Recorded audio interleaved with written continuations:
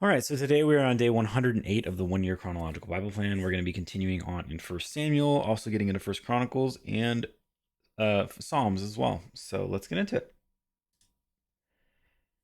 First Samuel 26. David again spares Saul's life. The Ziphites went to Saul at Gibeah and said, "Is not David hiding on the hill of Hachilah, which faces Jeshimon?"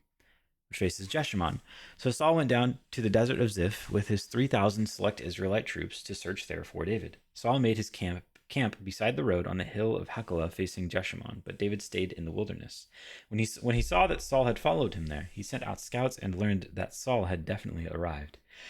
Then David set out and went to the place where Saul had camped. He saw where Saul and Abner, son of Ner, the commander of the army, had lain down. Saul was lying inside the camp, with the army encamped around him. David then asked Ahimelech the Hittite and Abishai, son of Zeruiah, Joab's brother, "Who will go down into the camp with me to Saul?" "I'll go with you," said Abishai. So David and Abishai went to the army by night, and there was Saul, lying asleep inside the camp with his spear stuck in the ground near his head. Abner and the soldiers were lying around him. Abishai said to David, "Today God has delivered your enemy into your hands. Now let me pin him to the ground with one thrust of the spear. I won't strike him twice." But David said to Abishai, "Don't destroy him. Who can lay a hand on the Lord's anointed and be guiltless? As surely as the Lord lives," he said, "the Lord himself will strike him, or his time will come and he will die, or he will go into battle and perish. But the Lord forbid that I should lay a hand on the Lord's anointed. Now get the spear and water jug that are near his head, and let's go." So David took the spear and water jug near Saul's head, and they left. No one saw or knew about it, nor did anyone wake up. They were all sleeping because the Lord had put them into a deep sleep. Then David crossed over to the other side and stood on top of the hill some distance away. There was a wide space between them. He called out to the army and to Abner, son of Ner, "Aren't you going to answer me, Abner?" Abner replied, "Who are you? Who calls to the king?" David said, "You're a man, aren't you? And who is like you in Israel? Why didn't you guard your lord, the king? Someone came to destroy your lord, the king. What you have done is not good. As surely as the Lord lives, you and your men must die, because you did not guard your master, the Lord's anointed. Look around you. Where are the king's spear and water jug that were near his head? His head." Saul recognized David's voice and said, "Is that your voice, David, my son?" David replied, "Yes, it is, my lord the king." And he added, "Why is my lord pursuing his servant? What have I done, and what wrong am I guilty of? Now let my lord the king listen to his servant's words. If the Lord has incited you against me, then may he accept an offering. If, however, people have done it, may they be cursed before the Lord. They have driven me today from my share in the Lord's inheritance and have said, 'Go serve other gods.' Now do not let my blood fall to the ground far from the presence of the Lord. The king of Israel has come out to look for a flea, as one hunts a partridge in the mountains." Then Saul said, "I have sinned. Come back, David my son, because you considered my life precious today. I will not try to harm you again. Surely I have acted like a fool and have been terribly wrong." "Here is the king's spear," David answered. "Let one of your young men come over and get it. The Lord rewards everyone for their righteousness and faithfulness. The Lord delivered you into my hands today, but I would not lay a hand on the Lord's anointed. As surely as I valued your life today, so may the Lord value my life and deliver me from all trouble." Then Saul said to David, "May you be blessed, David my son. You will do great things and surely triumph. So David went on his way, and Saul returned home. 1 Samuel 27. But David thought to himself, one of these days I will be destroyed by the hand of Saul. One of these days I will be destroyed by the hand of Saul. The best thing I can do is to escape to the land of the Philistines. Then Saul will give up searching for me anywhere in Israel, and I will slip out of his hand." So David and the 600 men with him left and went over to Achish, son of Maoch, king of Gath. David and his men settled in Gath with Achish. Each man had his family with him, and David had his two wives, Ahinoam of Jezreel and Abigail of Carmel, the widow of Nabal.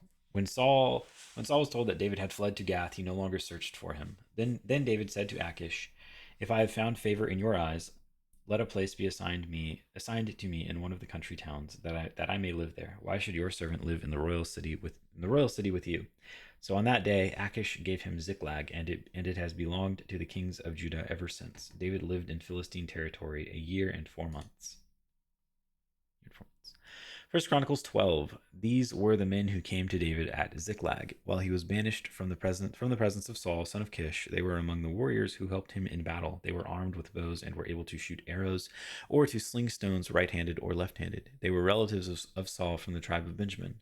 Ahiezer, their chief, and Joash, the sons of Shema and Shema the Gibeathite, Jeziel and Pelet, the sons of Azmaveth, Baraka, Jehu the Anathite, the Anathothite, and Ishmael the Gibeonite, a mighty warrior among the 30, who was a leader of the Trinity, or of the 30, Jeremiah, Jahaziel, Johanan, Josabad the Gederathite, Eluzai, Jeremoth, Bealiah, Shemariah, and Shephatiah the Haruphite, Elkanah, Ishiah, Azarel, Joazar, and Jashobim the Korahites, and Jola and Zebediah the sons of Jeroham from Gedor.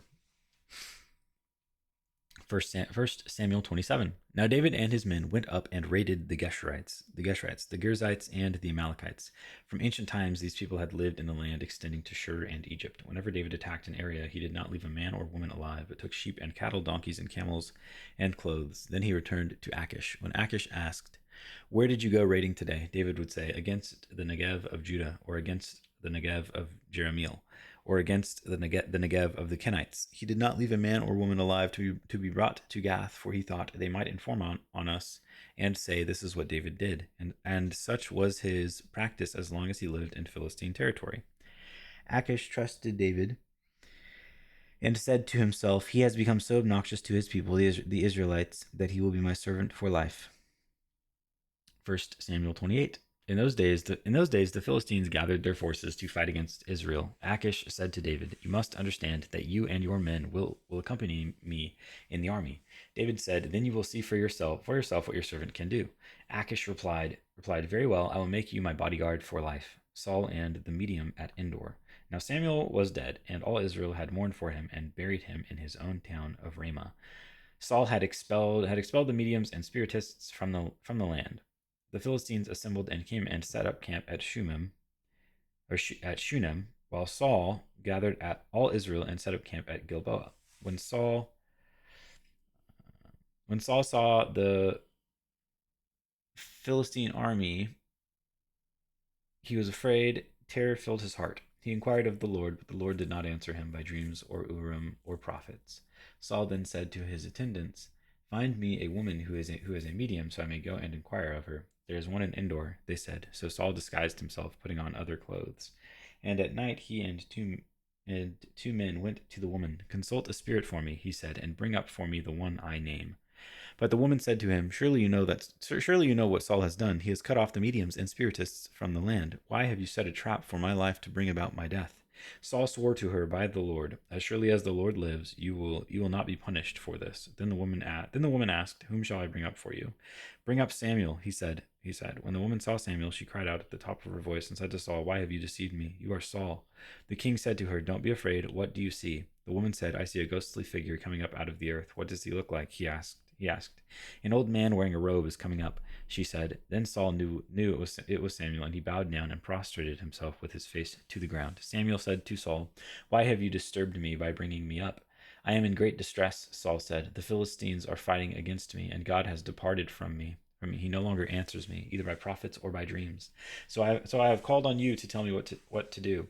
Samuel said, "Why do you consult me, now that the Lord has departed from you and become your enemy? The Lord has done what he predicted through me. The Lord has torn the kingdom out of your hands and given it to one of your neighbors, to David, because you did not obey the Lord or carry out his fierce wrath against the Amalekites. The Lord has done this to you today. The Lord will deliver both Israel and you into the hands of the Philistines, and tomorrow you and your sons will be with me. The Lord will also give the army of Israel into the hands of the Philistines." Immediately Saul fell full length on the ground, filled with fear because of Samuel's words. His strength was gone, for he had eaten nothing all that day and all that night. When the woman came to Saul and saw that he was greatly shaken, she said, "Look, your servant has obeyed you. I took my life in my hands and did what you told me to do. Now please listen to your servant and let me give you some food, so you may eat and have the strength to go on your way." He refused and said, "I will not eat." But his men joined the woman in urging him, and he listened to them. He got up from the ground and sat on the couch. The woman had a fattened calf at the house, which she butchered at once. She took some flour, kneaded it, and baked bread without yeast. Then she set it before Saul and his men, and they ate. They ate. That same night they got up and left. 1 Samuel 29. Achish sends David back to Ziklag. The Philistines gathered all their forces at Aphek, and Israel camped by the spring in Jezreel. As the Philistine rulers marched with their units of hundreds and thousands, David and his men were marching at the rear with Achish. The commanders of the Philistines asked, "What about these Hebrews?" Achish replied, "Is this not David, who is an officer of Saul, king of Israel? He has already been with me for over a year, and from the day he left Saul until now, I have found no fault in him." But the Philistine commanders were angry with Achish and said, "Send the man back, that he may return to the place you assigned him. He must not go with us into battle, or he will turn against us during the fight. How better could he regain his master's favor than by taking the heads of our own men? Isn't this the David they sang about in their dances? Saul has slain his thousands, and David his tens of thousands." So Achish called David and said to him, "As surely as the Lord lives, you have been reliable, and I would be pleased to have you serve with me in the army. From the day you came to me until today, I have found no fault in you, but the rulers don't approve of you. Now turn back and go in peace. Do nothing to displease the Philistine rulers." "But what have I done?" asked David. "What have you found against your servant from the day I came to you until now? Why can't I go and fight against the enemies of my lord the king?" Achish answered, "I know that you have been as pleasing in my eyes as an angel of God. Nevertheless, the Philistine commanders have said, 'He must not go up with us into battle.' Now get up early along with your master's servants who have come with you, and leave in the morning as soon as it is light." So David and his men got up early in the morning to go back to the land of the Philistines, and the Philistines went up to Jezreel. 1 Chronicles 12. Some of the tribe of Manasseh defected to David when he went with the Philistines to fight against Saul. He and his men did not help the Philistines because, after their consultation, their rulers sent him away. They said, "It will cost us our heads if he deserts to his master Saul." Psalms 56. For the director of music, to the tune of "A Dove on Distant Oaks" of David, a miktam. When the Philistines had seized him in Gath, be merciful to me, my God, for my enemies are in hot pursuit. All day long they press their attack. My adversaries pursue me all day long. In their pride many are attacking me. When I am afraid, I put my trust in you, in God whose word I praise. In God I trust and am not afraid. What can mere mortals do to me? All day long they twist my words, and all their schemes are for my ruin. They conspire, they lurk, they watch my steps, hoping to take my life. Because of their wickedness, do not let them escape. In your anger, God, bring the nations down. Record my misery. List my tears on your scroll. Are they not in your record? Then my enemies will turn back when I call for help. By this I will know that God is for me. In God whose word I praise, in the Lord whose word I praise. In God I trust and am not afraid. What can man do to me? I am under vows to you, my God. I will present my thank offerings to you. For you have delivered me from death and my feet from stumbling, that I may walk before God in the light of life. And that is day 108.